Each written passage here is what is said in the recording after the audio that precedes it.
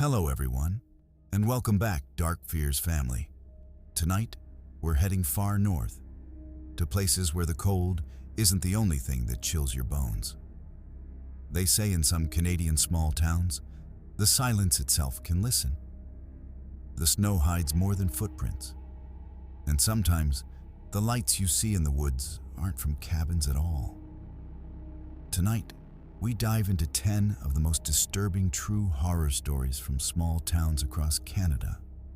Places so isolated that when something sinister happens, there's no one left to hear you scream. One family vanished during a winter storm. Their footprints stopped in the middle of a frozen lake. Another man claimed a woman kept knocking on his door every night at 3 a.m., whispering his name, even after he moved miles away. But here's the strangest part. Each town shares one terrifying connection, something that refuses to stay buried. What's haunting these quiet corners of Canada? And why does it always return when the snow begins to fall?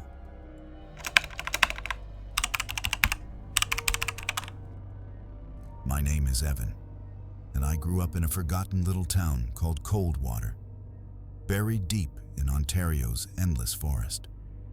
It wasn't on most maps, just a handful of houses, a gas station, a diner, and a lake so still it looked like polished glass. The lake was everything to us. We fished from it, skated on it, and told stories about it. But one thing everyone agreed on: never go near it after sunset.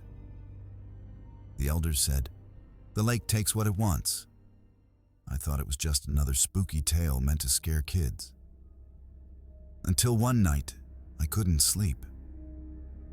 I looked out my frosty bedroom window and saw a lone man walking across the frozen lake. His steps echoed in the stillness, crunching against the ice. Halfway across, he stopped and turned directly toward my house. I couldn't see his face, just a pale blur, but I swear his eyes locked onto mine. Then, the ice beneath him split open. No scream, no struggle, just silence and ripples in frozen water. The next morning, I told my father what I saw. His face went pale. He didn't ask for details, didn't question me. He just said, "You didn't see anything, Evan. Forget it." Then he locked the door and told me to stay away from the lake. That night, the entire town gathered at the diner. Someone said a stranger had gone missing. He was a traveler whose car broke down on Highway 11, last seen walking toward the lake. The sheriff said they'd search when the ice was safer, but everyone knew what that meant. They'd never look. Over the next few nights, I started hearing strange noises, soft thuds beneath the floorboards, like something tapping from below. My window would frost over from the inside, forming patterns that looked like handprints pressed against the glass. One morning, I woke to find wet footprints leading from the lake's edge, straight to my porch. And that's when I realized whatever took that man wasn't gone. It had followed me home. 3 nights later, I couldn't resist. The sound under the floorboards had gotten louder, like something dragging across the wood. I grabbed my flashlight and stepped outside into the bitter wind. The snow crunched under my boots as I followed the wet footprints back to the lake. The ice glimmered under the moonlight, smooth, perfect, undisturbed, until I saw it. Just beneath the surface, something pale pressed against the ice. I knelt closer and realized it was a face, bloated, half-frozen, eyes open. The same man from that night. His mouth was wide, as if he'd been screaming when the lake swallowed him. Then the ice shifted, a deep, cracking sound echoing from below. I stumbled back. The man's head turned slightly, just enough for me to see frost flake off his skin. He was moving. I ran home, heart pounding so hard I could barely breathe. I didn't tell anyone. No one in Coldwater would believe me anyway. They'd just say, The lake takes what it wants. The next day, I went to see Mr. Harker, an old fisherman who'd lived by the lake his entire life. Everyone said he was crazy, but he'd once pulled something from the lake that left him half blind. When I told him what I saw, his expression darkened. He poured a shot of whiskey, downed it, and said, "You shouldn't have looked into its eyes, boy." The lake remembers faces. He told me Coldwater Lake used to be a cemetery, long before the dam flooded the valley in the 1940s. The bodies were never moved. They were buried under the water. "Sometimes," he said, "the dead want to come home." Before I left, he grabbed my wrist with an icy grip. "When you dream of the water, don't let it touch you. If you do, you'll wake up drowning." That night, I dreamt of standing on the lake again. The frozen surface beneath my feet was clear as glass, and faces pressed against it from below, whispering my name. I woke up gasping, my sheets soaked as though I'd been underwater. The clock read 3:17 a.m. I went to the window and froze. A man was standing in my yard. He wasn't moving, just watching the house. The same torn coat, same boots from that night on the lake. His skin was gray, like wet paper, and water dripped from his sleeves onto the snow. He raised one hand slowly and pointed, not at me, but at the door. Before I could react, the knocking began. Slow, heavy, thud, thud, thud. Each knock rattled the frame harder. I backed away, grabbed the phone, deadline. I hid under the window until dawn, heart racing with every sound. When the sun finally rose, the snow outside was untouched. No footprints, no trail, no sign anyone had ever been there. But when I opened the door, a puddle of lake water spread across the floorboards. By morning, I'd had enough. I went straight to the sheriff's office, but the moment I mentioned the lake, his smile faded. "We don't talk about that," he muttered. "You hear me, Evan?" Let it be, I didn't understand until later that day, when I overheard him and my father talking behind the diner. "The boy's seen it," my father said. The sheriff sighed. "Then it's already marked him." That night, my father packed our bags without explanation. He said we'd leave before dawn. But as we loaded the truck, the headlights flickered, and I saw something standing by the tree line. Dozens of shapes, pale and still, like people frozen mid-step. Then one moved, twisting its head unnaturally toward me. Its mouth opened, and I heard the sound of rushing water even though the air was still. I blinked, and they were gone. We never left that night. The truck wouldn't start. The next day, I woke up alone. My father's bed was empty, his boots gone. I searched the house, then the woods. Fresh tracks led toward the lake. By the time I reached the shore, the morning fog was thick as milk. My father stood in the middle of the frozen lake, barefoot. His eyes were open, blank, his body perfectly still. "Dad!" I screamed.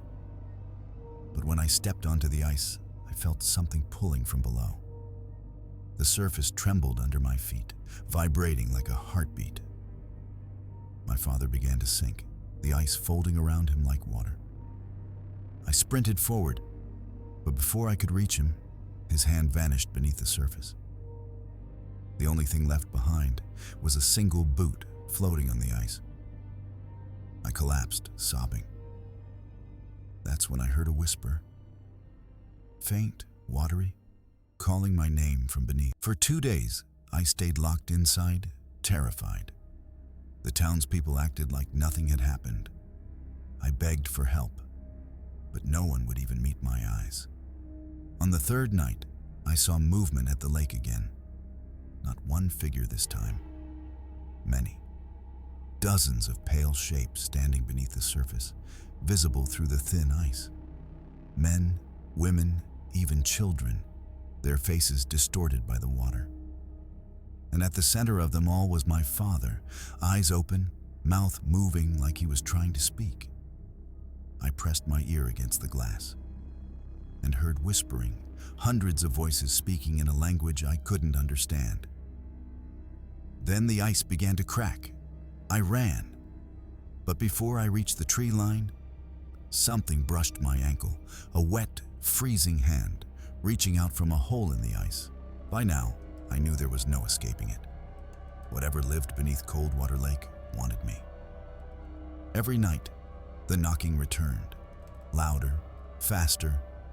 My lights flickered, water leaked from the ceiling, and the air stank of rot. I tried to leave town, but every road looped back to the lake.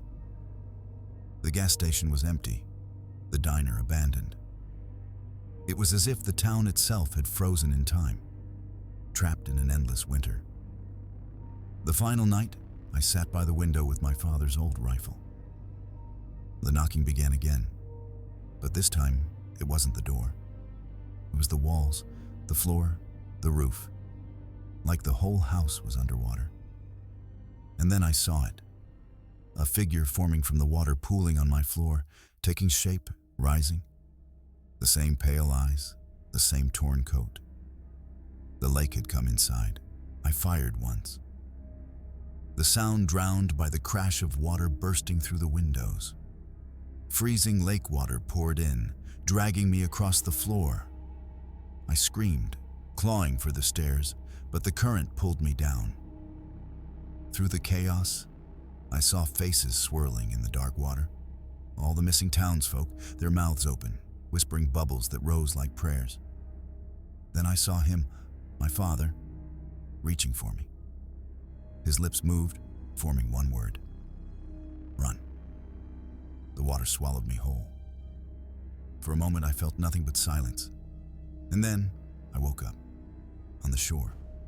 The house was gone, the town was gone, just endless snow in the still, frozen lake. I never went back. But sometimes, when I dream, I hear the water again and see those faces beneath the ice, waiting.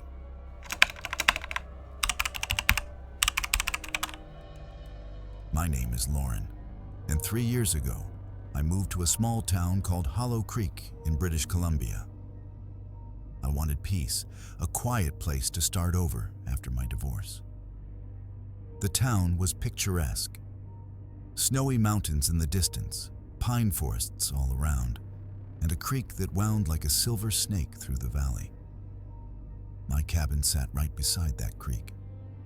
The realtor had warned me about the floods and told me not to leave my windows open at night. I laughed then. The first week was calm, just the sound of running water, the smell of pine, and the occasional coyote cry. Then one night, while I was reading by the fire, I heard a voice outside. It wasn't quite human. A faint whisper, carried by the wind, saying my name. Lauren! I froze. The sound came again, this time from the direction of the creek. I turned off the lights, peered out the window, and saw ripples moving against the current. The next morning, I checked the creek. The air was sharp and cold, the water unusually high. But there were no footprints, no sign of animals. Still, I couldn't shake the feeling that something had been there. That night, the whisper returned. It was louder, like 100 voices beneath the water murmuring together. I tried recording it on my phone, but when I played it back, all I heard was static and faint laughter underneath. By the third night, sleep was impossible. Every time I closed my eyes, I dreamt of faces, pale, half-drowned faces rising through the current. When I'd wake up, my sheets would be damp, as if water had seeped in. Then I found something strange near the creek. A small wooden cross sticking out of the mud, half rotted. Carved into it were the words, "Forgive us." And right beneath it, a handprint, perfectly pressed into the frozen ground. The only neighbor close enough to hear me scream was an old woman named Mrs. Dyer, who lived half a mile up the road.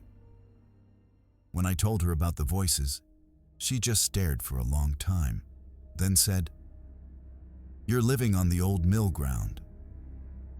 She told me the story. Back in the 1920s, there was a paper mill along Hollow Creek. Dozens of workers drowned when the dam burst. The whole mill washed away, their bodies never found. Since then, people claim to hear voices at night, especially when the water ran high. Before I left, she gripped my hand hard and said, "If you hear your name again, don't answer. It's not who you think it is." That night, I sat by the window, staring at the dark creek. The wind howled through the trees, and then, clear as day, I heard it. Not one voice, but two, both whispering in unison. "Lauren, come help us." I tried to ignore the whispers. I played music, slept with earplugs, even left the lights on all night. But the sound always found its way in. Through the walls, through the floor, through the pipes. One night, I noticed something strange. When the whispering started, the water pressure dropped. The faucet would hiss, then release bursts of muddy water. Once, I swear I saw a strand of black hair floating out of it. I called a plumber from the next town, but when he crawled under the house, he came out white as chalk.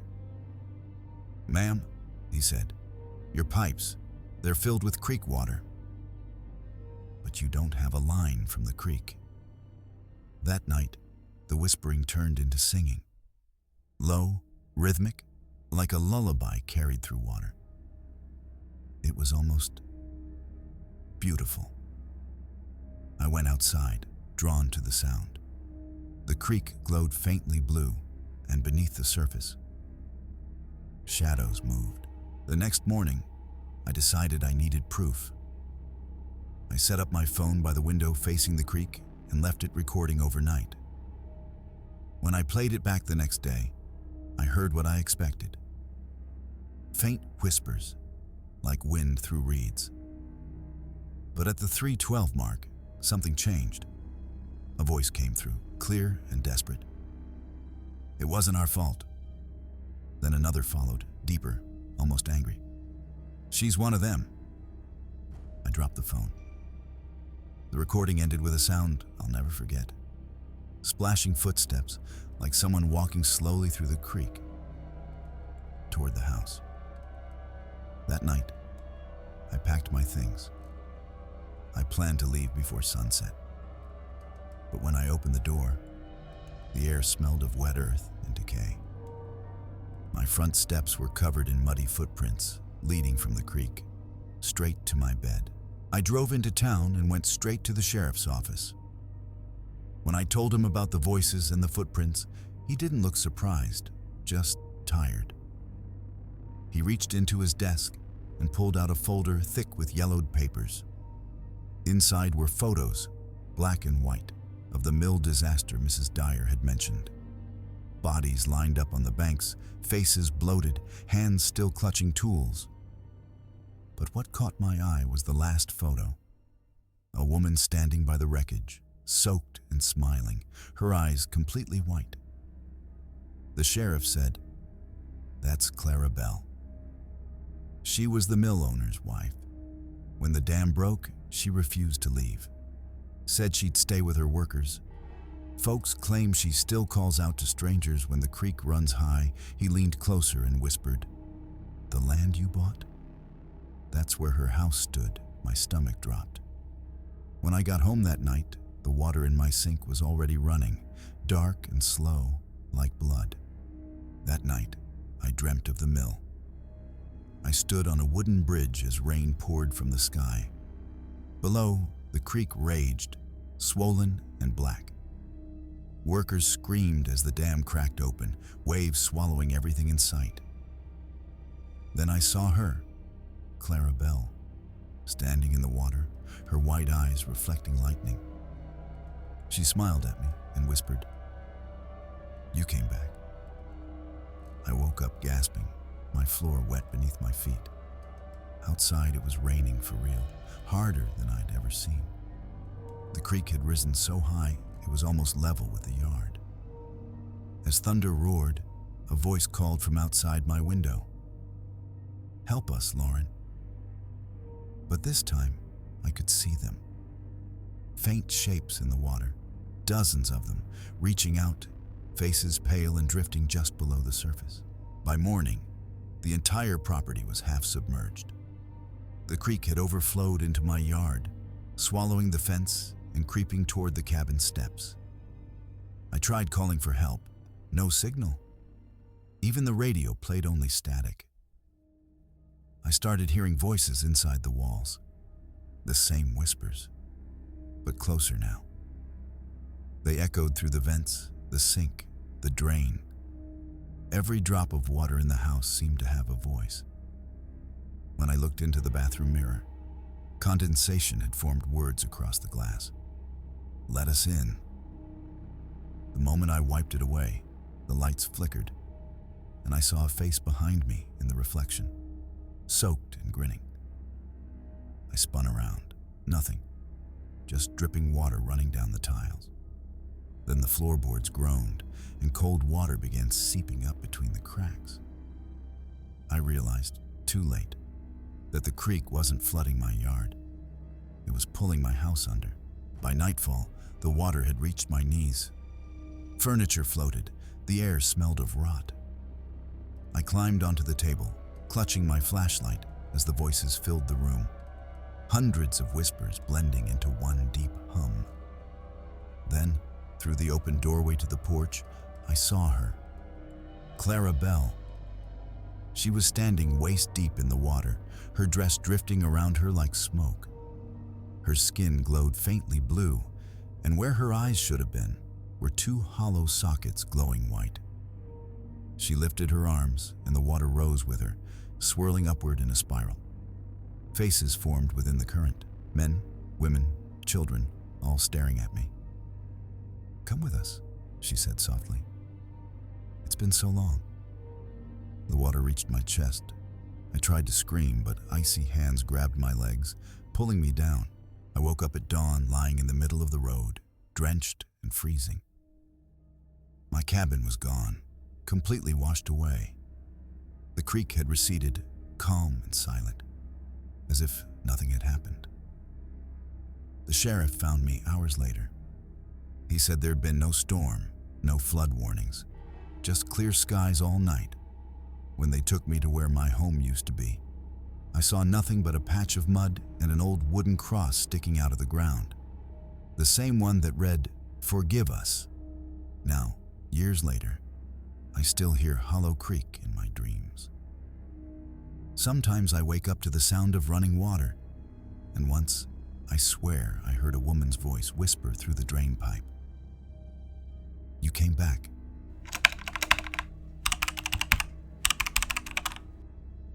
It was almost midnight when I pulled off the frozen highway and saw the flickering neon sign.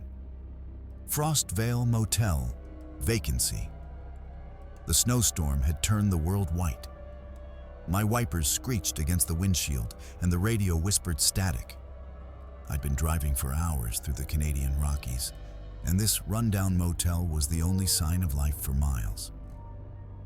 Inside, the lobby smelled of old wood and coffee gone bad.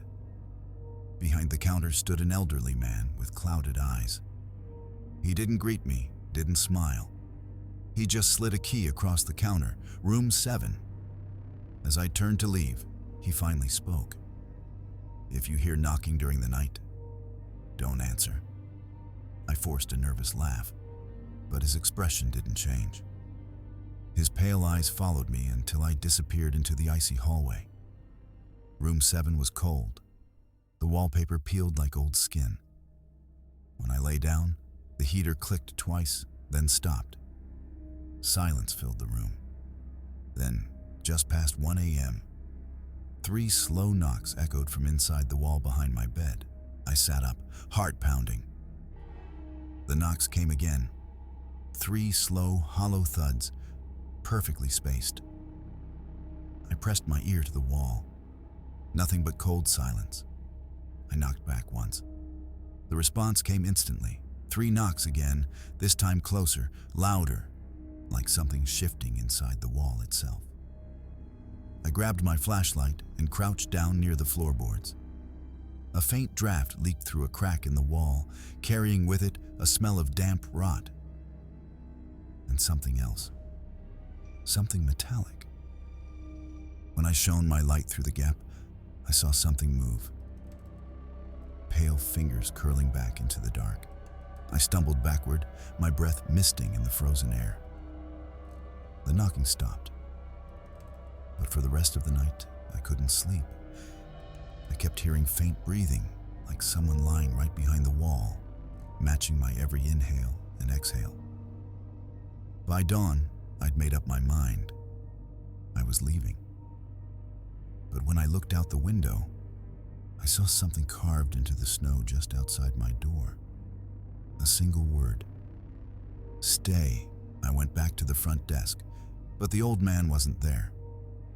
Just an old bell and a guest book filled with faded names, none newer than 1993.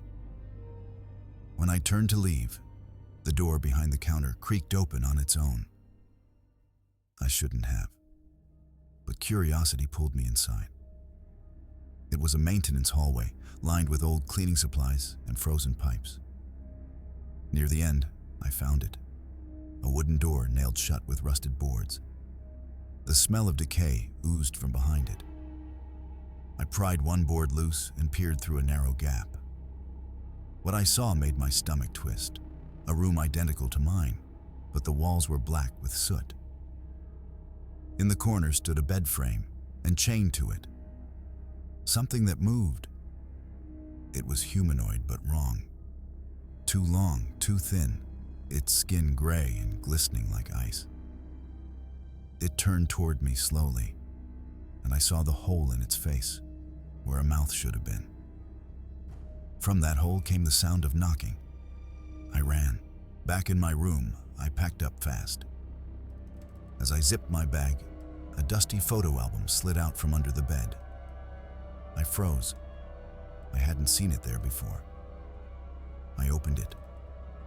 The first few pages were normal. Tourists posing outside the motel in the 70s, smiling in the snow. But the later photos changed. The faces were pale, eyes wide, mouths gaping. The last photo made my skin crawl. Room 7, my room.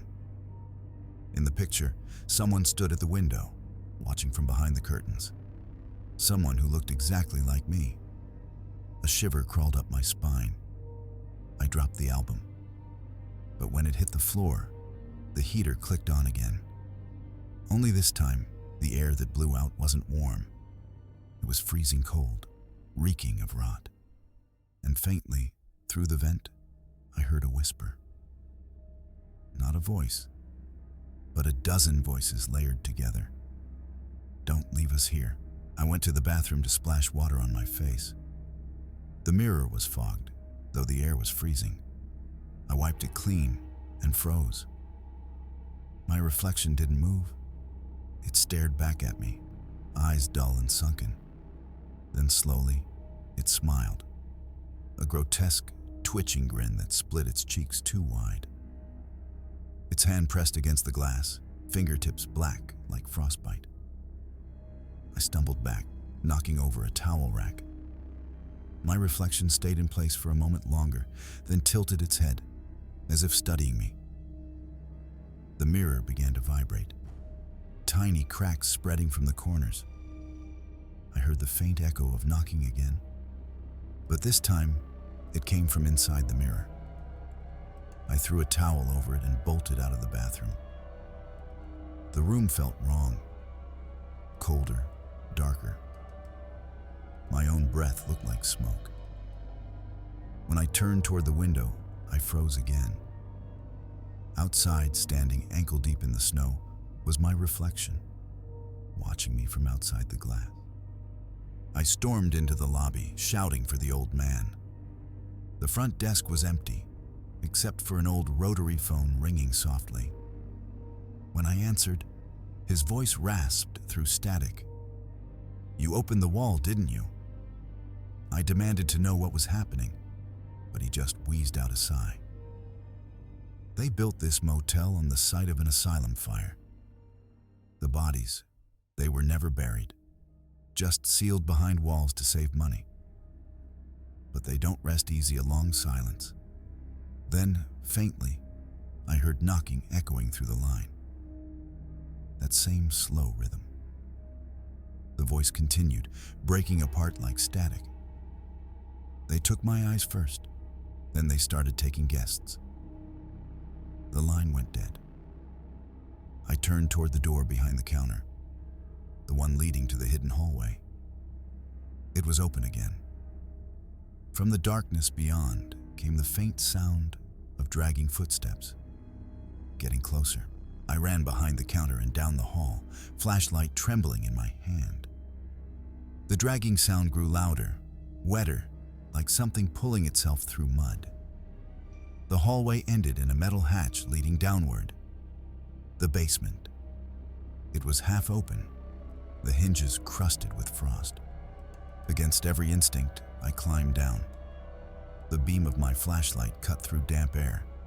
The floor was concrete, slick with black ice. In the center stood a rusted gurney, and on it, a body bag that moved. I inched closer. The zipper began to slide down on its own. Inside wasn't a body, it was a mirror, fogged and cracked. My reflection looked back at me again, only now it wasn't mimicking me. It was reaching out, hand pressing against the glass from the inside. When its palm touched the surface, my flashlight flickered, and the reflection's fingers pushed through the glass, dripping black water. I screamed and stumbled backward, dropping the light. The basement went pitch black.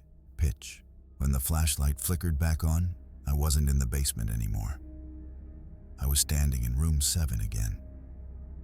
But the room had changed. The wallpaper was burned away, leaving charred black walls. The floor was covered in soot and ash. My bag was gone. The window was bricked over. The bed frame stood in the center, and chained to it was the old man, or what was left of him. His face was pale, his eyes hollow sockets. His lips moved, whispering, "They want you now." The chains rattled, and a dozen pale arms reached out from the walls, melting faces forming in the plaster, eyes blinking open. They began crawling toward me, whispering my name, Evan, over and over. I lunged for the door, but when I opened it, there was no hallway, only the endless dark. I woke up outside in the snow, gasping. The motel was silent behind me, its windows black and lifeless. My car was still parked where I'd left it, half buried under snow. I got in, started the engine, and drove until the sun came up. I didn't look back once, but when I reached the next town and stopped at a gas station, the clerk gave me a confused look. "Where'd you come from?" "The Frostvale Motel," I said. He frowned. "Kid, that place burned down in 1994. Everyone in it died. You sure you're okay?" My stomach dropped. I turned toward the station's window. In the reflection, the motel was still there, behind me, perfectly intact, its neon sign flickering. And in that reflection, I wasn't alone in the car. Someone sat in the back seat, smiling. It's been months since that night. I never told anyone the full story. Who'd believe it? But sometimes, when the temperature drops and frost creeps up my windows, I still hear it. 3 slow knocks. Last night, I finally looked outside. Parked across the street was an old car, half covered in snow. Inside, through the frosted windshield, I saw someone sitting, perfectly still, smiling faintly. I tried to turn away, but then I heard it again, this time from inside my house. The same rhythm, the same cold, the same whisper. Room 7. I walked toward the sound, my breath fogging the air. And there, on my living room wall, was a faint outline, like plaster had shifted. Then 3 knocks echoed once more from inside the wall.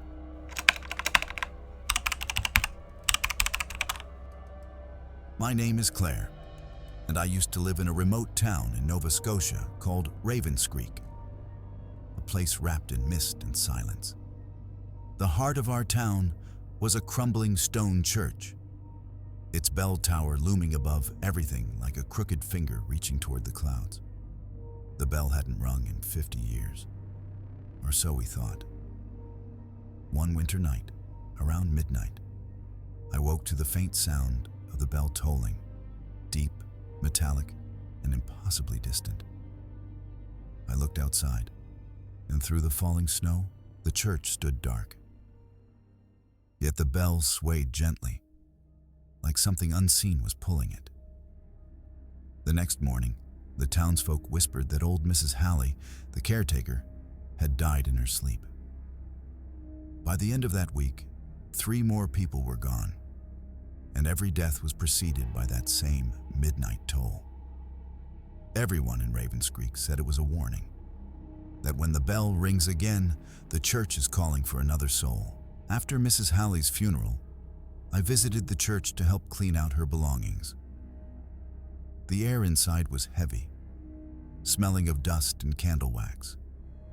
Her small room behind the altar was cluttered with old hymn books, photographs, and one strange item: a wooden box with metal clasps and a name burned into the lid: Elias. Inside were yellowed pages from an old journal. Her handwriting trembled across each line. The bell does not ring by rope or wind. It tolls for the guilty. My hands shook as I flipped the pages. One passage was written in smeared ink, like she'd tried to erase it. I hear them climbing again, the ones who hang from the ropes. That night, I dreamt of the bell tower, the rope swinging wildly, though no one was there. I woke gasping to the faint echo of a toll. When I looked out my window, I saw a shadow moving inside the church steeple. The next day, curiosity won over fear. I went back to the church with my flashlight. Snow crunched underfoot as I approached. Inside, the silence was so deep, I could hear my own pulse. The staircase to the bell tower spiraled upward, each step groaning like bones. I climbed carefully, brushing away cobwebs. Halfway up, I noticed something carved into the wall: names. Dozens of them, scratched deep into the stone. Some were fresh. At the top, the bell loomed above me, enormous and blackened by age. The rope hung still. I reached out to touch it, and it twitched under my fingers. A soft voice whispered near my ear, "You shouldn't be here." I spun around. No one. Only the bell rope swaying gently as if breathing. I turned to go back down and froze. There, on the last step, was a footprint in the dust. Bare, wet. And it was pointing up. That night, the entire town gathered at the diner. Another person, the butcher's son, had died suddenly in his sleep. Heart failure, they said. But his name, Elias, was one I'd seen carved inside the bell tower. I checked the photos I'd taken earlier on my phone, and something didn't add up. Elias's name was gone. The carving had vanished from the wall completely. The bell rang again that midnight. I counted the tolls: 4. The next morning, 4 new names appeared carved into the church doors, one of them mine. The letters were rough and deep, almost clawed in. Beneath each name was a date, tomorrow's date. I tried to tell the sheriff, but he just stared at me with blank eyes. "Best not to talk about it, Claire," he muttered. "No one talks about the bell." When I got home, I found dirt on my doormat. Fresh black soil, and the faint sound of a rope tightening somewhere above my ceiling. Desperate, I went through Mrs. Halley's box again. At the bottom was an old photograph. The church in the 1920s, surrounded by villagers. The strange part? Everyone in the picture had their heads tilted down, except one boy staring straight at the camera. His eyes were white, his mouth stretched in a faint, unnatural smile. On the back, in faded ink, someone had written, "He rang the bell." That night, I woke to the sound of my window creaking open. The curtains moved, though no wind blew. When I approached, I saw a reflection.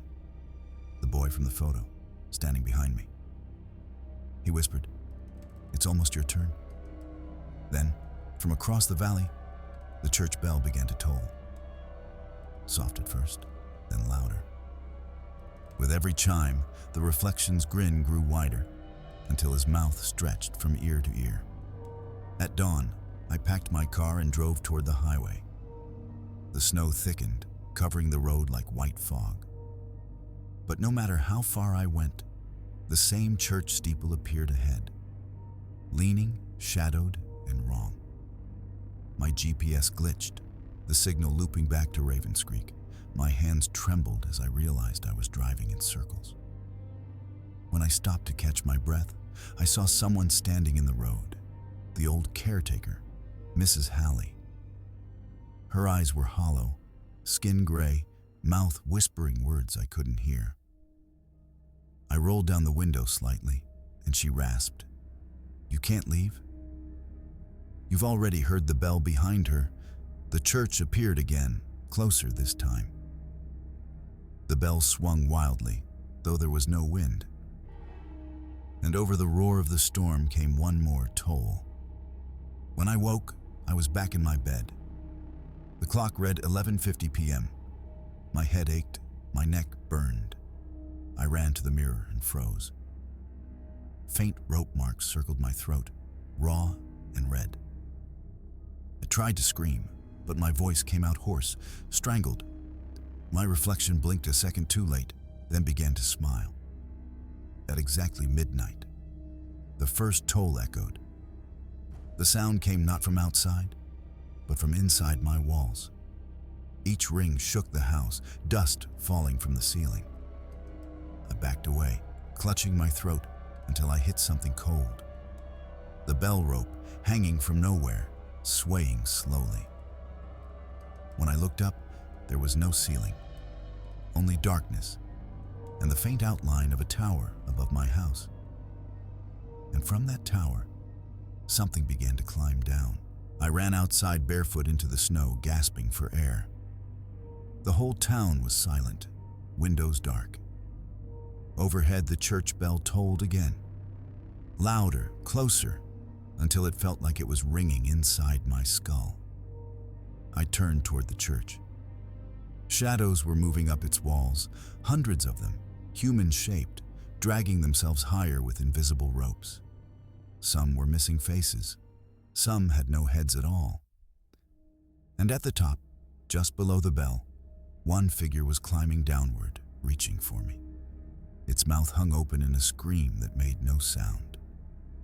I fell to my knees, snow soaking my skin, as the shadows began to drop from the tower, landing silently one by one. They started walking toward me. Their eyes glowed faintly like embers.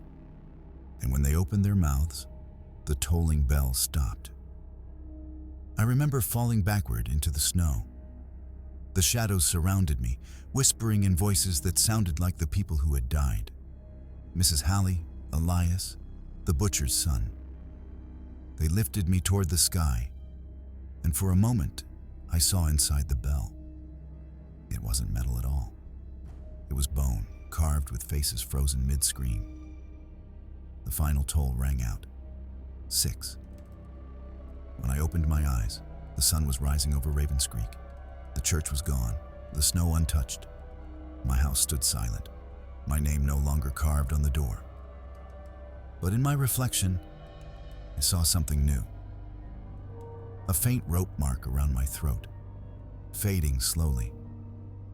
and behind me, through the window glass, the bell tower stood tall again, its bell perfectly still. It's been months. I left Ravenscreek, changed my name, tried to forget. But last night, while scrolling through a local news site, a headline caught my eye. Church bell rings again in abandoned Ravenscreek. The article mentioned new victims, tourists this time. I stared at the photo they'd used. The reflection in the church window showed a woman standing near the tower, me. I shut my laptop and froze. Outside my window, snow was falling again. Somewhere far away, the faint sound of a bell echoed. One toll, I covered my ears. 2 tolls. My lights flickered. 3 tolls. Then came the knock at my door, slow, deliberate, heavy. 4.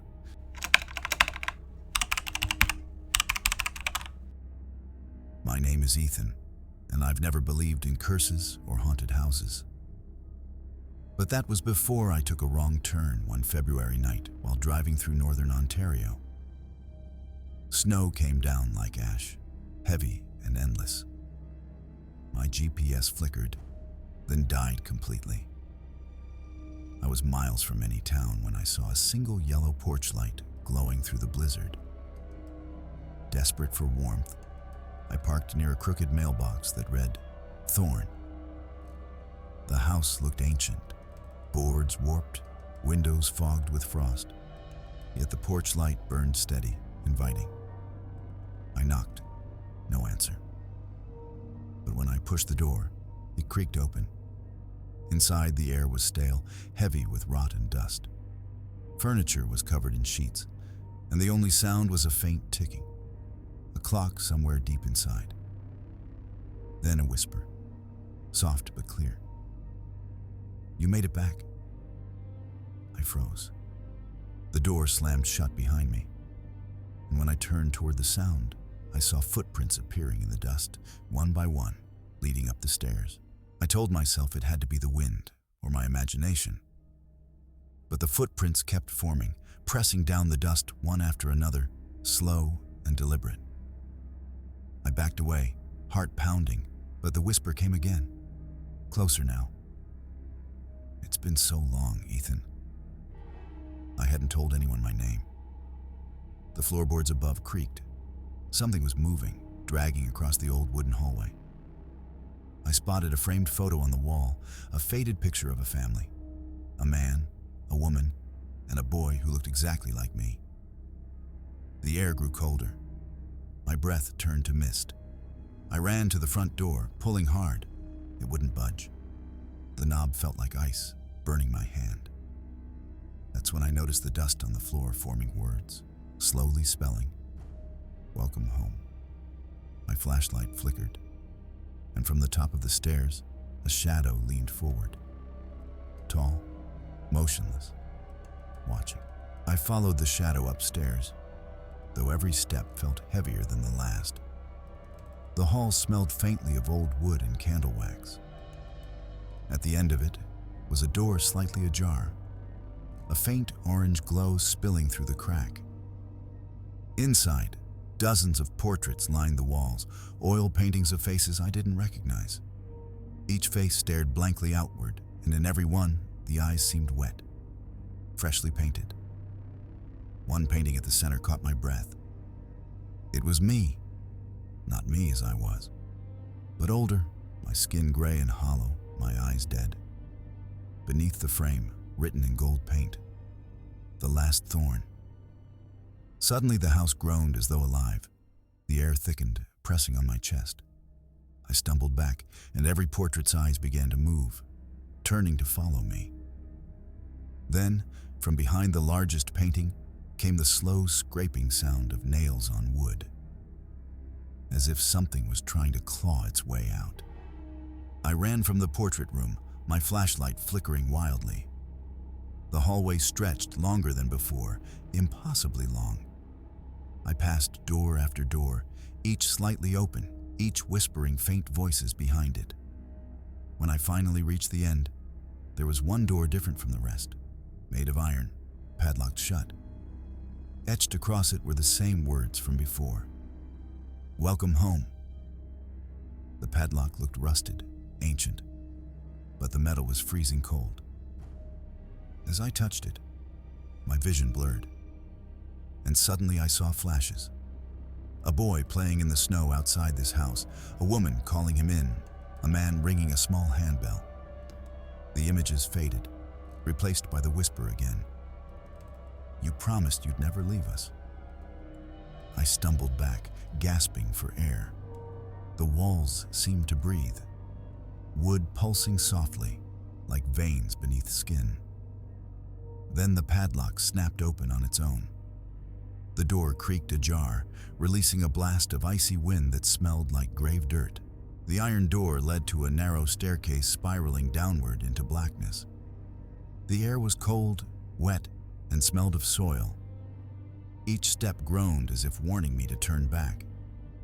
My flashlight's beam trembled against stone walls slick with moisture. I descended until I reached a small chamber. There was a table, a lantern, and 3 chairs. Dust lay thick over everything except for one thing, a wooden box sitting neatly at the center. Carved into its lid was my name, Ethan Thorne. My hands shook as I opened it. Inside were black and white photographs of the same family I saw upstairs. Only now every face was scratched out, except for the boy. Me. Beneath the photos, a note. "If you read this, you've come home to finish what we started." The lantern flickered. Behind me, something exhaled, long and heavy. When I turned, the staircase was gone, replaced by solid stone. I wasn't alone anymore. I pressed my back to the wall, scanning the dark. A faint whisper echoed, too many voices, speaking at once, overlapping like a broken recording. "Stay. Stay. Stay." I stumbled toward the lantern, trying to steady my breath. The light pulsed with every heartbeat. Then I saw movement, dozens of hands pressed against the walls, their pale fingers reaching out through cracks in the stone. I screamed and struck one with the lantern. The flame burst, light scattering across the room. And for a split second, I saw them clearly. Figures fused into the walls, their faces twisted, eyes open, silently mouthing my name. The note in my hand burned hot. I dropped it, and it crumbled into ash. The whispers stopped. Then a calm, clear voice spoke from the dark. "They built this place for you." I turned toward the voice and saw my reflection in the lantern glass. Only, the reflection smiled back. A hidden door cracked open in the wall where the reflection had been. I stepped through into another room, small, square, and lined entirely with old mirrors. Each mirror was fogged, but when I wiped one clean, I didn't see myself. I saw the boy from the photos. He stood in a winter coat, snow in his hair, staring back at me. Behind him, I could see this same house, only newer, alive. He spoke, but his voice echoed inside my head. "You were never supposed to leave." The mirrors rippled, and suddenly I was standing in a living version of the house, clean, warm, lit by sunlight. A woman smiled from the kitchen. A man sat by the fire. Both looked at me with love. Then the boy entered, grinning. He was me, only younger. "Now you remember," he said. "You were the first one who died here." The illusion shattered like glass. I was back in the decayed version of the house, mirrors cracked, and the boy gone. The portraits on the walls outside now showed every family member smiling, except mine. My frame was still empty. As I staggered through the hall, I noticed the walls bleeding faint black liquid. The smell was metallic, like rust and soil. Every step I took, the house moaned louder, its foundation shaking. Then I saw her, the woman from the photo, standing at the end of the hallway. Her face was soft, pale, and she whispered, "Finish it."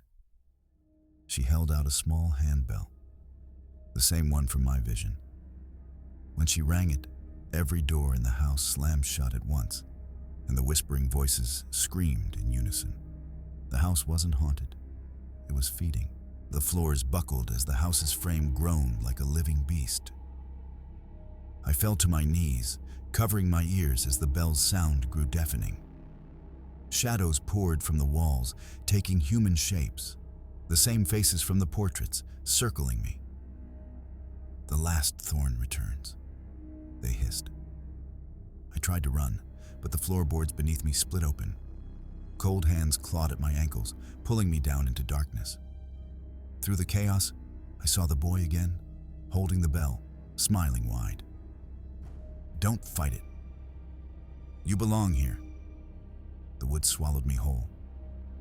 I screamed until my voice broke. Then silence. I awoke standing in the portrait room again, staring at a new painting on the wall. It was me, frozen in fear, eyes lifeless. The nameplate below read, "Ethan Thorne returned." The next morning, a snowplow driver spotted my car on Black Pine Road. Engine still running, doors wide open, snow covering the seats. I was never found.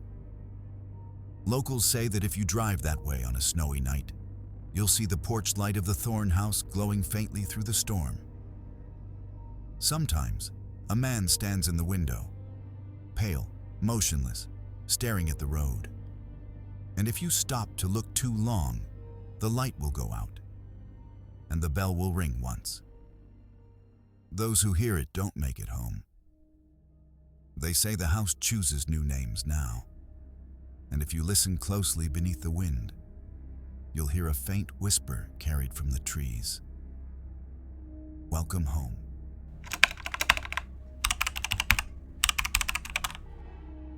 My name is Caleb, and I've worked as a long-haul truck driver across Canada for nearly 15 years. The winters never bothered me, until that night on Highway 313, just north of Manitoba's border. A snowstorm had rolled in fast. Wind screamed across the plains like a living thing, shaking the cab of my rig. My radio had gone dead miles ago, and the GPS kept flashing a single message: no signal. Then, through the white blur, I saw it, a flicker of neon, a gas station sign, half buried in snow.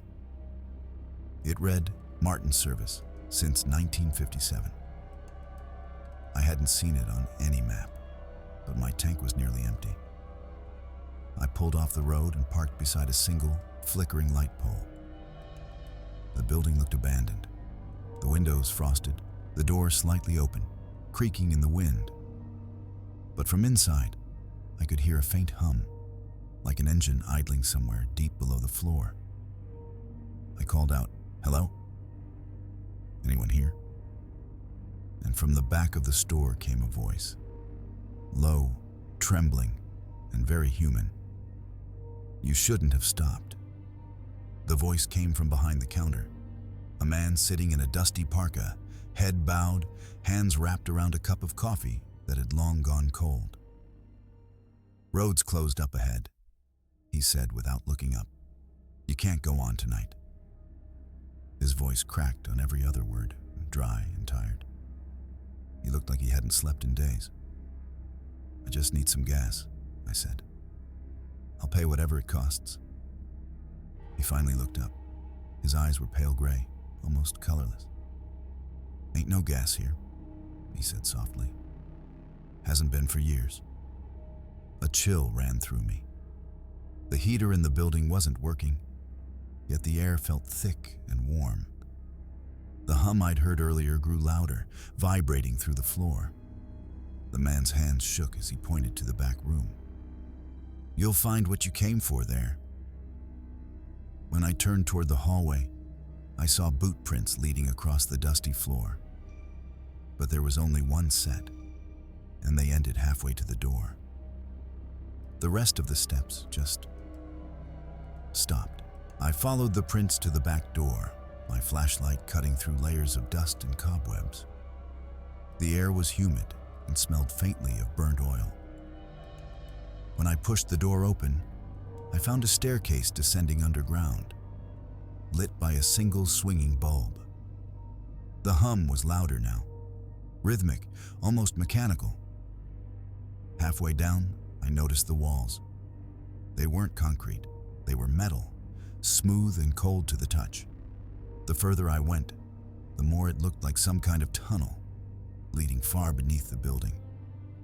At the bottom was a massive steel door, half rusted and bolted shut. Scratched into it were dozens of names, each etched by hand. Near the bottom, one name stood out. Caleb Moore, that was my name. I stumbled back, heart pounding, when something behind the door started knocking. Slow, deliberate. Then, from the top of the stairs, the old man's voice called down. "It remembers you." The knocking turned rhythmic, like a heartbeat echoing through the steel. I stood frozen, flashlight trembling in my hand. Then came a scraping sound, followed by a faint voice whispering through the cracks. "You left me here, Caleb." I stumbled back up the stairs, my boots clanging on metal. But when I reached the main floor, the man was gone. The cup of coffee still sat on the counter, steaming now. I ran outside, but the storm had worsened. My truck was gone. The parking lot stretched empty into pure white nothingness. Panic clawed at my chest. I turned back toward the gas station and noticed something that hadn't been there before. The sign's neon letters no longer read Martin's Service. They spelled out Moore's Station. I stumbled back, breath fogging the air. And through the falling snow, I saw figures standing along the road, half buried, motionless. All of them were facing me. The snow burned against my face as I tried to orient myself. There was nothing, no tracks, no truck, no sign of any road I'd come from, just endless white. The figures I'd seen before were still standing along the roadside. Closer now. I counted 7 of them. None moved, but I could feel their eyes on me. Their bodies looked stiff, brittle, like ice sculptures shaped from people. Then one tilted its head. The sound was sharp, like cracking ice. I backed toward the station, fumbling for the door handle, but it swung open before I touched it. Warm air poured out. Too warm, like the inside of an engine. The old man's voice echoed faintly. "You left it open last time, Caleb. That's why it never stopped humming." I looked down at my boots. The snow beneath them was melting, revealing black asphalt and bones just beneath the surface. Inside, the hum had become deafening. I followed it through a door marked Employees Only. A long metal corridor led deeper underground, vibrating slightly beneath my feet. The air smelled of oil and rust, but also decay. At the end of the hallway was a massive room filled with machinery. Rusted pistons, turning gears, belts still moving though no power source was visible. The walls were wet and pulsing softly, as if they were alive. In the center stood a cylindrical engine, black as coal, its surface covered in carvings that looked almost human. Faces twisted in agony, mouths open in silent screams. The hum came from it. When I stepped closer, my flashlight flickered, and I saw something moving inside the glass compartment. A shape suspended in dark fluid. It was me. Eyes closed, floating, mouth slightly open. The hum changed pitch, forming words I didn't want to hear. "You never left." I stumbled backward, heart slamming in my chest. My flashlight dropped, clattering across the metal floor. For a moment, the lights dimmed. Then everything shifted. The humming stopped. Silence fell, thick and suffocating. When I looked up again, the figure inside the glass wasn't there. "Caleb," a voice whispered behind me. I turned and came face to face with myself. Same jacket, same scars, same terrified eyes. He looked exhausted, trembling, covered in frost. "You shouldn't have come back," he said quietly. "It keeps us here. All of us." Every time we stop, I stared, unable to speak. He pointed toward the engine. "It feeds on memory. Every mile you drive, you bring it something new." The lights flickered again. My double smiled sadly. This time, it chose you. Then he stepped backward into the engine's shadow and disappeared.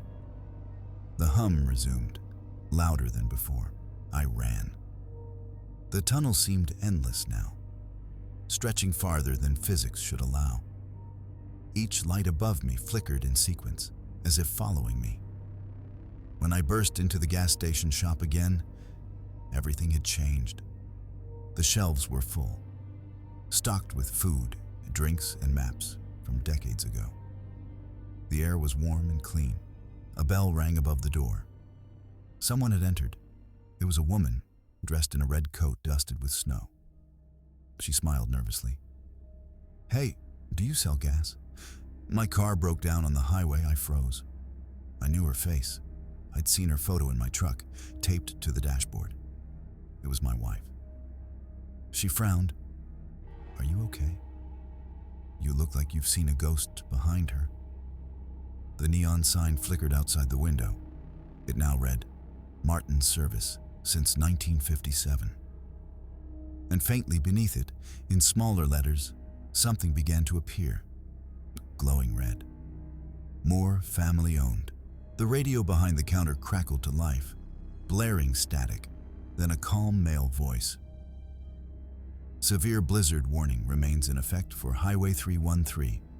All travel is suspended until further notice. Drivers are advised to seek shelter." The woman looked at me. "You hear that?" "We should wait it out." I couldn't move. I could only stare at the walls, which now pulsed faintly with every word on the radio. The hum from below returned, vibrating through the floor. I whispered, "We have to go." She shook her head. "Go where, Caleb?" "We're already here." Then the radio spoke again, this time in my own voice. "You never left the station, Caleb. The road's been closed since 1957. I turned to her, but she was gone. The door swung open, snow swirling in, and I caught my reflection in the window. Pale, gray-eyed, and smiling just like the old man from before. Days later, Highway Patrol found a truck buried in snow near mile marker 313.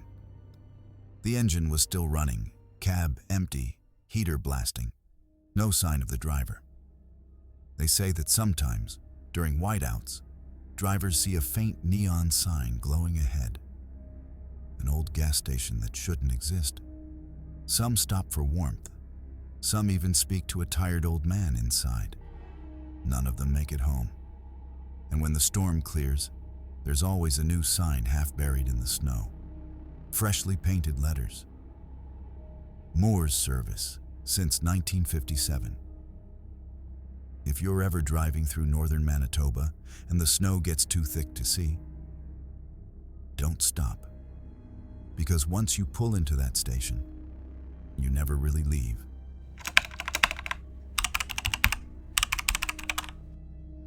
My name's Ethan Brooks, and I used to work as a forest guide in the Yukon Territory.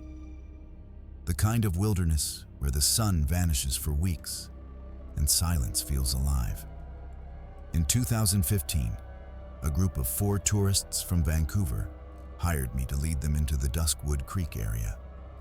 Locals avoided that region. They said something lived beneath the frozen river, a spirit that fed on those who disturbed the ice. I laughed it off. The first 2 days went fine. Crisp, cold, blue skies, and miles of untouched snow. But on the 3rd night, we heard something. A faint tapping beneath the frozen creek, like knuckles knocking from below. When I leaned closer, I saw the faint outline of a face under the ice. Eyes wide, mouth open in a silent scream. By morning, one of the campers was gone. Only their footprints led to the middle of the creek and stopped. That night, I didn't sleep. The wind had stopped, but the tapping beneath the creek continued, slow, rhythmic, deliberate. When I leaned out of my tent, I saw faint frost patterns forming on the ice, curling like skeletal hands reaching upward. The others were awake too. No one spoke. Then came the whisper, soft, like breath on glass. Cold, help. I froze. The voice was beneath us. The next morning we found Jason, one of the campers, missing. His sleeping bag was empty, unzipped neatly. His boots and coat were gone too, but there were no tracks in the snow leading away. Only that endless white silence. When I checked the creek again, a new face had appeared beneath the ice, pale, distorted, but unmistakably Jason's. Everyone wanted to leave, but the radio had stopped working. The forest around us had gone completely still, like it was waiting. And then, we heard it again, the tapping. But this time, it was closer. By morning, panic had set in. The remaining campers, Sophie, Mark, and Laura, argued whether to hike back. The compass spun aimlessly, and the GPS blinked a red error code. We followed what looked like a faint trail leading east. But the deeper we went, the quieter it became. No birds, no wind, no sound except our crunching boots. Then Laura screamed. She pointed toward a cluster of pine trees ahead, icicles hanging from the branches, shaped like fingers, long and uneven. And among them, a jacket. Jason's jacket. It was frozen stiff, but when I touched it, the fabric was still warm. Sophie began crying, her breath forming a white clouds in the air. Mark turned pale. That's when the ice cracked somewhere behind us. A deep, hollow crack that echoed through the valley. We turned, and on the frozen creek, something was moving beneath the ice, crawling slowly in our direction. We ran until the trees swallowed the creek from view. My lungs burned from the cold, my face numb. We stopped near a ridge where the snow was deeper. Sophie collapsed, sobbing, whispering Jason's name. When I looked back down the hill, the creek was visible again. But something had changed. Dark shadows moved under the surface, gliding fast, darting like predators. Then, from the crack in the ice, a hand emerged, gray, waterlogged, twitching. The fingers clawed weakly at the surface before sinking back under. Mark took a step forward, disbelief written on his face. "It's him," he muttered. "It's Jason." But before I could stop him, the ice near the shore exploded upward. For a split second, I saw Jason's face, blank-eyed and blue, staring right at us from beneath the surface, before he vanished again into the dark water below. As night fell, a fog rolled in, thick, heavy, and unnatural. Our lanterns barely lit more than a few feet ahead. We stumbled into a clearing where an old wooden shack stood, half buried in snow, roof sagging under years of decay. We decided to stay inside until daylight. The walls were covered in carvings, circles, symbols, and what looked like faces. Hundreds of faces, etched in uneven lines, all screaming silently. There was also a journal on the table, soaked in moisture. The writing was faint, but one line stood out clearly. "It watches through the ice. Don't answer the knocking." At midnight, the knocking began again, but this time it came from the window. I turned the lantern slowly. A face pressed against the frosted glass, Jason's, eyes frozen wide. Lips split open in a silent grin. We barricaded the door, but the whispering outside didn't stop. It circled the cabin, low and cold. Voices blending together, some calling our names. Then one voice spoke clearly, Jason's voice. "Ethan, help me." "Please," I grabbed my flashlight, ignoring Sophie's screams, and stepped outside. The fog had thinned slightly, revealing the creek about 50 meters away. A dim light glowed beneath the ice, pulsing like a heartbeat. When I reached the edge, I saw shapes beneath the surface. Dozens of faces, moving together, eyes open, all mouthing the same silent word. Join. Suddenly, a hand shot up from the ice and grabbed my wrist. It was cold enough to burn. I yanked free and stumbled backward, falling hard into the snow. The whispering turned into laughter, cruel, echoing, endless. By dawn, Mark was gone. His bedroll was empty, the door ajar, footprints leading straight to the creek and stopping. Sophie wouldn't speak. She just sat by the corner, clutching her cross, whispering prayers. I tried the radio again, static, then a faint voice. "Get out of Duskwood before it thaws." When I looked outside, I realized the temperature had risen. The ice was cracking across the entire creek, the surface trembling as if something beneath it was waking up. A foul stench filled the air, rot, decay, and salt. And then the fog parted for just a second. I saw them, figures standing under the ice, upright, staring up at the surface. Their faces twisted, frozen in agony. Sophie screamed, "They're looking at us." We packed what little we had left and began hiking toward the ridge. The fog followed, swirling around us like a living thing. Halfway up, Sophie slipped, sliding down the slope toward the creek. I reached for her hand, but before I could grab her, the ice erupted. A dark shape burst out, dragging her under with a splash that froze instantly. The snow around the hole turned red. Then silence. I screamed her name until my throat tore. When I looked closer, her face had already joined the others, pressed beneath the ice, her eyes staring upward, unblinking, mouth still open mid-scream. That's when I realized the truth. The thing beneath the creek wasn't trapping them. It was becoming them. I ran. I don't remember how long. Hours, maybe days. The storm hit and I collapsed near a frozen ridge. When I opened my eyes, it was night again. The aurora shimmered above, and the world was silent. Too silent. Then the ice below me began to glow. Faint, greenish blue. Beneath it, I saw dozens of faces, now including Sophie, Mark, and Jason. All staring upward, their features blending together into one massive, pulsating form. The ice cracked beneath me. I heard whispers in every direction. "Join us, Ethan." I ran again, not stopping until I saw the faint light of a ranger station miles away. They said I was found wandering, half frozen, delirious. But when they went to search the creek, they said it didn't exist. No Duskwood Creek, no cabins, nothing. I left the Yukon that spring.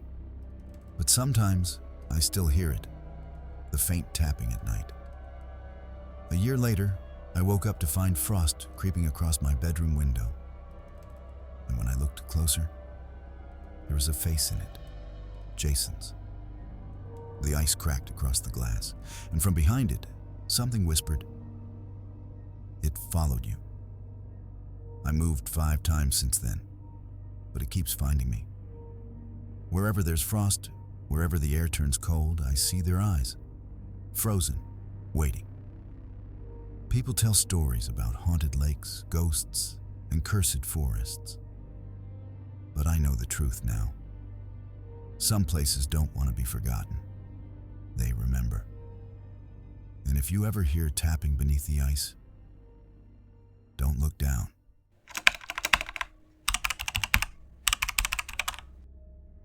My name is Nathan Hale, and for 3 years, I worked as a marine surveyor for a small research company out of Halifax. In 2018, We were tasked with mapping coastal erosion around a place called Blackwater Cove, a fishing village that wasn't supposed to exist anymore. It had disappeared from Canadian charts decades ago, supposedly wiped out by a storm. But when I arrived, it was still there. Half a dozen houses, a broken dock, and maybe 15 people. They stared at me like I'd stepped into their graveyard. The air smelled of salt and rot, and at night, the sea didn't sound right. The waves were too rhythmic, almost like breathing. One old man, the only one who spoke to me, warned me not to stay after dark. He said, "When the tide sings, cover your ears. If you listen, she'll come for you." That night, as the fog rolled in, I heard it, a low, melodic hum drifting over the black water. And someone, sang back. The next morning, I asked the locals about the song I'd heard. They ignored me. One woman muttered something about the sea taking what it wants. When I went to the dock, I saw ropes tied around every boat, knotted thick and nailed to the pier. Even in calm water, no one dared sail. I followed the shoreline and found a pile of fish bones arranged in a spiral, pointing toward the open sea. The air felt heavier there, charged like static before lightning. That night, I stayed in my cabin, listening. At midnight, the humming began again, this time louder, clearer, and closer. It wasn't just one voice. It was many, harmonizing in tones that didn't sound human. I looked out the window toward the cove. The water glowed faintly green, and shapes moved beneath it. Long, fluid, serpentine. Then came the knock. 3 soft taps on my window pane, followed by a whisper that chilled my spine. "Nathan, come see."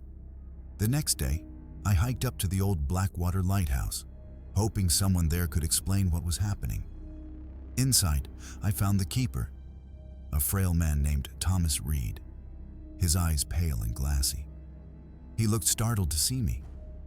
"You shouldn't be here," he rasped. "They'll smell the land on you." I asked him who they were. He just stared toward the sea and muttered, "When the tide hums, don't look." Don't ever look. As I left, I noticed a strange carving by the door, a circle with jagged lines, like teeth surrounding an eye. That night, I stayed awake, recorder in hand, ready to capture the sound.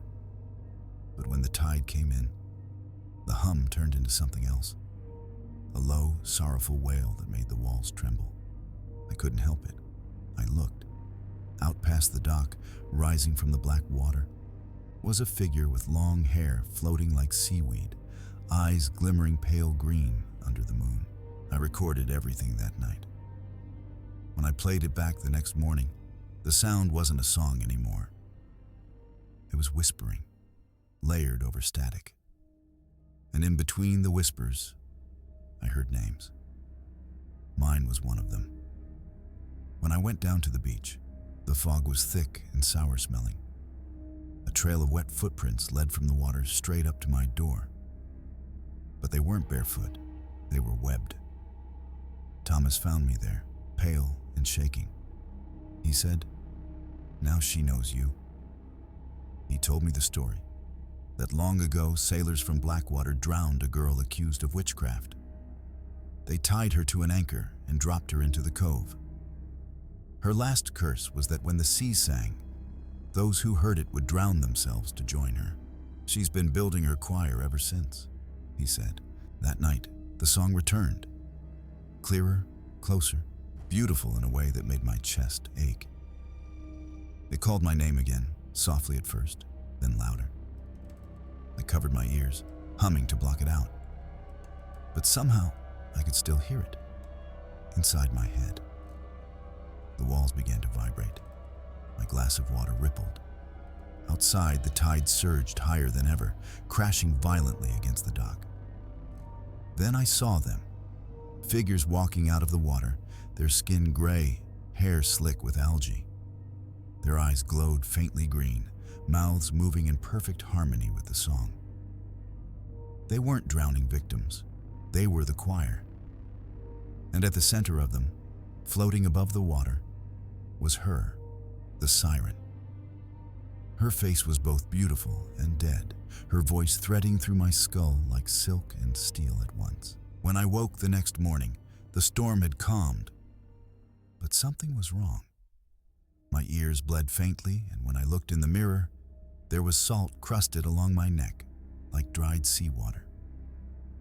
Thomas found me again. "You looked," he said flatly. "Now she's marked you." He handed me a small wooden charm carved with the same tooth circle symbol from his lighthouse door. "Keep it close," he said. "It might confuse her." But that night, I dreamt of the siren standing at the foot of my bed, dripping seawater onto the floorboards. She smiled and whispered, "You've already joined us. You just don't know it yet." When I woke, the charm was gone, replaced by a small, wet seashell. The next day, the town was silent. Every door open, every window shattered inward. Not a single soul remained. The fog never lifted, thick as smoke. It rolled endlessly across the shore. I walked from house to house, calling out. The only answer was the sound of waves and distant singing. At the docks, I saw them. Villagers walking into the sea, one by one, calm and entranced, their bodies vanishing beneath the surface without a splash. I screamed for them to stop, but my voice was drowned by the melody echoing all around me. And then, for a moment, I swore the siren looked at me again, this time smiling wider, as if proud of what she'd collected. I fled to the lighthouse, desperate. Inside, the beacon light flickered weakly. Thomas was gone, but his chair still rocked as though he'd just left. The sea began to churn violently outside, black waves slamming against the rocks. Then, through the fog, I saw something massive rising, not a creature, but a shape of bones, shipwrecks, and bodies all fused together. The siren was singing atop it, her voice shaking the glass. The melody wasn't just a song anymore, it was a command. Every part of me wanted to walk into the sea, to let her end it all. But something deep inside screamed louder, survival. So I smashed the radio beacon and set the lighthouse aflame. The flames spread fast, consuming the wooden tower. The wind roared, sparks flying into the night sky. The siren screamed, a sound that shattered every window in the village below. I stumbled down the rocky path as the structure collapsed behind me, the beam of light dying as it fell into the sea. The fog began to thin for the first time. The water stilled, and the singing stopped. When dawn came, the village was gone. Not destroyed, gone. Only sand and empty shoreline remained. I collapsed on the beach, the surf washing over my legs. Then I heard it, faint, distant. A woman's voice humming one final note. A week later, I was rescued by a fishing trawler. They found me drifting on a piece of debris miles from shore. When I told them I'd come from Blackwater Cove, the captain's face went pale. "There's no such place," he said. "Never was." I didn't argue. But that night, while resting in the cabin, I looked down at the bucket of fish they'd caught. Inside, every fish had human teeth, and from the porthole above my bed, I heard that same low, melodic hum. The tide still sings for me, and one day, I know I'll answer.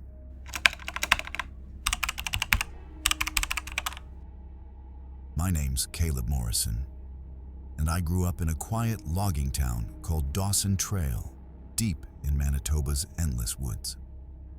The population was barely a few hundred, and everyone knew everyone else.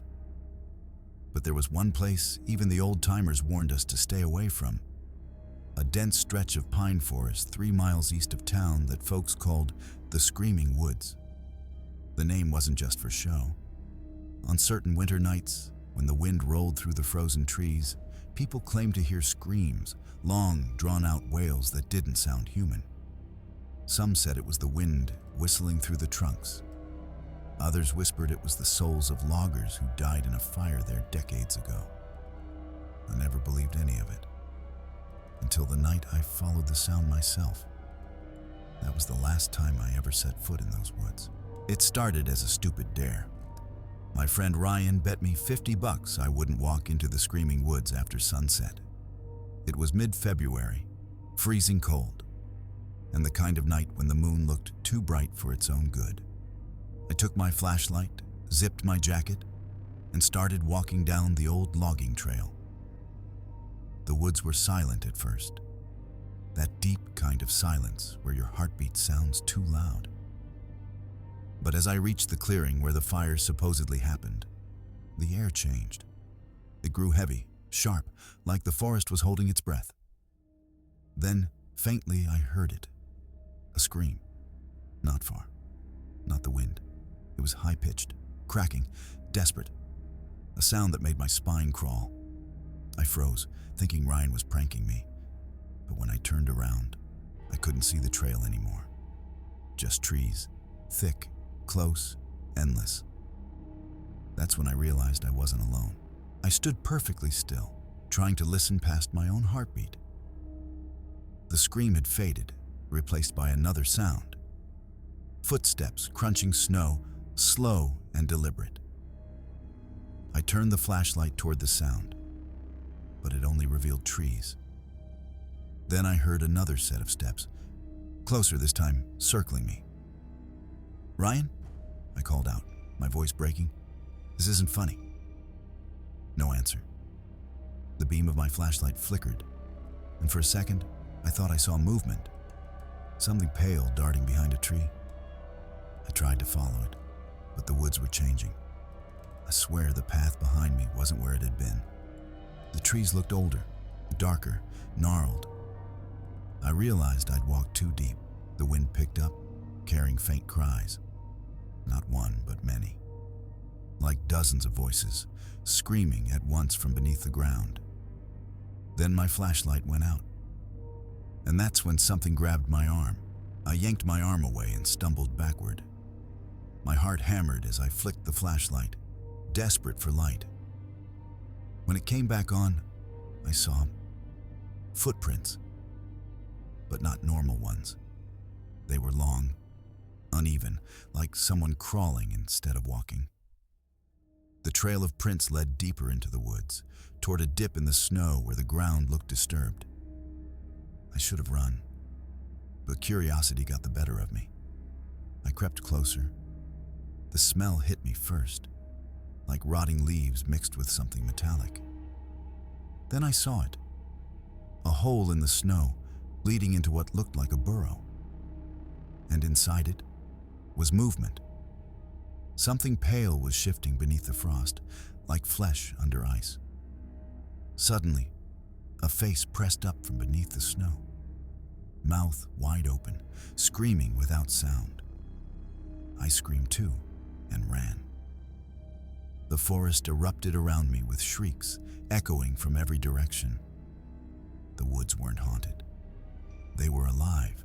I ran until my lungs burned, tripping through branches and snowdrifts. My flashlight swung wildly, catching glimpses of faces, translucent, twisted, mouths open in endless screams. Everywhere I looked, the trees seemed to shift. The trail kept disappearing. No matter which direction I turned, I ended up right back where the footprints began. Then, through the noise, I heard one clear voice. "Help me. Please." It sounded human, desperate. I followed it, crashing through the brush until I reached an open clearing. A girl stood there, maybe my age, wearing old torn clothes. Her skin was pale blue, her hair frozen stiff. "Please," she said again. "He won't let us leave." Before I could ask who, she stepped forward, and her eyes rolled white. Behind her, the snow rose like something massive was crawling out of it. The ground split open, snow exploding outward as a shape clawed its way free. It wasn't human, not anymore. It looked like the burned remains of a man, blackened and half-melted, with eyes glowing faint orange like dying coals. The girl screamed and vanished into mist. The creature looked at me and rasped, "You shouldn't be here." I stumbled back, but it reached out with a charred hand. The air smelled like smoke and blood. Suddenly, dozens of faint figures appeared around us. Spirits of the dead loggers, still screaming as fire danced on their ghostly skin. They circled the creature, then me. It was like I had stepped into their graveyard. I ran again, this time toward what I hoped was north. But every direction led me deeper into the nightmare. After what felt like hours, I saw a faint light ahead. A cabin. I didn't care whose it was. I just needed shelter. I burst through the door, slamming it shut behind me. Inside, it was dim but warm, lit by a small lantern. There was a table, a cot, and an old journal lying open. The entries were dated 1954. They spoke of a fire that destroyed the Dawson Trail logging camp, and of the men who were burned alive, their screams echoing through the forest for days. The final entry chilled me. We buried them beneath the snow. But they never stopped screaming. Just as I finished reading, the lantern flickered. From outside, I heard knocking, slow, rhythmic, and heavy. Something was standing right outside the door. The knocking grew louder, then stopped. For a moment, there was silence. Then, a whisper right next to my ear. "Let us in." I froze. The voice wasn't outside anymore. It was inside. My flashlight flickered again, and in that flash of light, I saw them. Pale faces pressed against the cabin walls as if emerging from the wood itself. The burned man stood in the corner, whispering through cracked lips, "You heard us." You followed the scream. I tried to run, but the door wouldn't open. My body felt heavy, my breath turning white and thick. They surrounded me, hundreds of them, their mouths moving, but no sound came out. Then everything went dark. I woke up in the snow outside, just before dawn. The forest was silent again. My flashlight was broken, my jacket torn. When I stumbled back into town, everyone was searching for me. They said I'd been gone for 3 days. I told them pieces of what I saw. The sheriff just shook his head. He said I was lucky. Nobody who goes into the screaming woods ever comes back. I tried to forget. I really did. But sometimes, late at night, I still hear them. Faint cries echoing through the trees. And every winter since, someone goes missing near Dawson Trail. It's been 5 years since that night. I moved far away from Dawson Trail, tried to start over. But last week, I got a letter. No return address. Inside was a torn piece of paper from the old journal I read in the cabin. On it, written in shaky handwriting, were just 4 words. The screaming never ends. That night, I woke up to the sound again. Faint at first, then closer. When I looked out the window, snow was falling. And there, at the edge of the forest behind my new house, I saw him, the burned man. He lifted his arm and pointed right at me.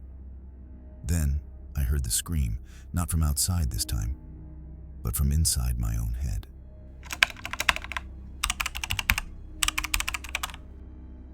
My name is Evelyn Carter, and I grew up in a small town called Maple Hollow, hidden deep in Ontario's boreal forest. Population, barely 400. It was the kind of place where winters lasted half the year and everyone went to the same church on Sundays. But Maple Hollow had a secret. At the very edge of town stood a boarded-up mansion. An enormous, rotting Victorian house the locals called the Waiting House. No one had lived there for 50 years. People said it once belonged to a family that vanished overnight, the Wexlers. As a kid, I used to stare at it from the school bus window. Even from a distance, it seemed to breathe. The curtains moving through the windows were sealed shut. My grandmother used to whisper, "That house doesn't stay empty. It just waits." I never believed her. Until the winter my brother disappeared, and the only footprints we found led straight to the waiting house. It was February, bitterly cold. My brother Luke and I had been outside playing near the edge of town, throwing snowballs and chasing each other through the drifts. He was 12, curious, fearless, and always testing limits. We wandered farther than usual, toward the old Wexler property. The trees grew thicker there, the snow untouched. Then I turned around, and Luke was gone. At first, I thought he was hiding. I called out laughing, expecting him to jump out. But the woods stayed silent. I found his footprints leading toward the iron gates of the waiting house and stopping right at the front steps. No prints leaving. The police searched for days. They found nothing. No tracks, no sign of struggle. Just that trail of footprints ending at the door. Everyone said the snowstorm covered the rest. But I knew what I saw. The door had been open. After Luke vanished, Maple Hollow changed. People stopped going near the east end of town. Dogs wouldn't even bark in that direction. But at night, sometimes, I'd hear things. Scratching, faint knocking, like something tapping on glass. Then came the calls. It started one night when the wind was howling outside. The old landline rang, 3 short rings, a pause, then one long one. When I picked up, there was static. And then, faintly, Luke's voice. "Eve," he whispered, "I'm cold." I froze. "Luke, where are you?" "Come to the house," he said. "She's waiting." Before I could ask anything else, the line went dead. I didn't sleep that night. When I told my mom, she broke down crying. Said she'd heard the same voice 2 nights before. The next morning, a letter arrived. No postage, no address. Just my name on the envelope in perfect cursive handwriting. Inside was a single sheet of yellowed paper. It read, "Your brother misses you. The door is open." It was signed, "No Wexler." That name hadn't been spoken in decades. I went to the library and looked up the Wexler family. According to the old newspaper archives, Margaret Wexler had been the last person to live in the mansion. The story said she'd gone mad after her husband and daughter froze to death one winter, yet her body was never found. People said she still roamed the halls, waiting for her family to return. That night, I packed a flashlight, grabbed my coat, and walked toward the waiting house. If Luke was there, I was bringing him home. The iron gates creaked open on their own. Snow fell softly as I stepped onto the porch. The door wasn't locked. Inside, the air was stale, thick with dust and cold like a tomb. My flashlight revealed faded wallpaper, shattered mirrors, and portraits of people whose eyes seemed to follow me. Somewhere upstairs, a music box was playing. I followed the sound, every step of the staircase moaning under my boots. When I reached the second floor, the music stopped, replaced by whispering. Then I saw the footprints, small, familiar, Luke's. They led down the hall, into a bedroom with the door half open. "Luke," I called softly. The door swung wide. The room was empty. But there, on the bed, was his red winter hat. And beside it, a handprint in the dust. Not his. It was too large. As I stood frozen, a sudden gust of wind slammed the door shut behind me. The lights flickered, though there hadn't been power in that house for 50 years. Then I noticed the mirror across the room. It was fogged, but I could see a shape standing behind me. I spun around. Nothing. When I looked back, she was there. An old woman in a tattered black dress, face pale and hollow, eyes sunken and black. She smiled through the glass. "Welcome home, Evelyn," she whispered. I stumbled backward, knocking over a chair. My flashlight flickered violently, and for a split second, her reflection moved closer. Though I hadn't. "Where's my brother?" I screamed. The mirror cracked. Her voice echoed through the house. "He's part of the family now." I ran out of the bedroom and down the stairs, the floor groaning beneath my feet. The whispers followed me. Dozens of them, overlapping, calling my name. Then I saw it. A faint light leaking from beneath a door at the end of the hall. The basement. Something in me knew that's where Luke was. The door handle was ice cold. I pulled it open and descended the narrow staircase, the air growing colder with each step. At the bottom, candles flickered in a perfect circle, surrounding a single wooden chair. And sitting in that chair was Luke. His eyes were open but blank, his skin pale like paper. He didn't move when I called his name. Behind him stood the woman from the mirror. "Now we're all home," she said. I rushed forward, shaking Luke's shoulders. "Wake up, please." He blinked slowly, his lips trembling. "She won't let me leave." The woman smiled, a cold, deathless grin. "He came willingly," she said. "He wanted warmth." I gave him that. "But one must always stay." Her voice was calm, almost gentle. "You can take his place, Evelyn. The house likes you." My heart raced. "Take me then. Just let him go." She stepped closer, her form flickering like candlelight. "You would stay?" "Yes," I shouted. She smiled wider, too wide. "So be it." The candles flared, blindingly bright. When I opened my eyes again, Luke was gone, and I was sitting in the chair. Time doesn't move in the waiting house. The candles never burn out. The snow outside never stops falling. I've seen the others, the lost souls who came before. They wander the halls, whispering names of loved ones they'll never see again. Sometimes I hear Luke outside the window, calling to me. "Come home, Eve." But I can't. The house won't let me leave. It feeds on the missing, the ones no one remembers. And when the next lost traveler stumbles in from the cold, I'll see her too. The woman in black, smiling, waiting. They say Maple Hollow is a ghost town now. The people left after too many children vanished. The woods reclaimed the streets, and the snow buried what was left. But the waiting house still stands. Its windows glow faintly on winter nights. And if you stand close enough, you can hear a woman's voice calling softly from inside. "Come home." Last month, hikers found an old landline phone in the snow near the house. It rang once. A woman's voice answered. She said her name was Evelyn Carter. And then she asked, "Have you seen my brother?"